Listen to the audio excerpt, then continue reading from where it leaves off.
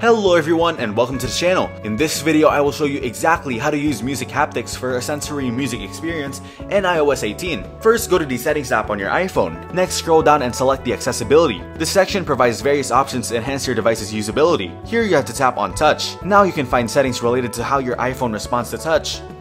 Next, scroll down and turn the toggle on for vibration.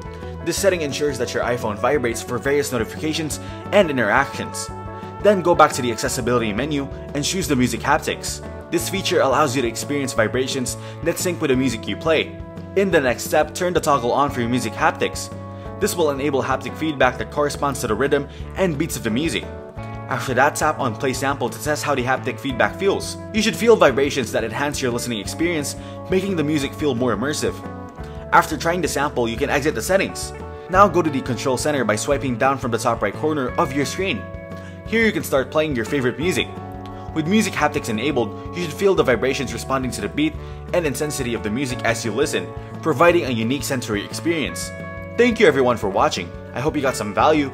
Make sure to like the video and subscribe to our channel. Leave a comment down below. See you in the next one.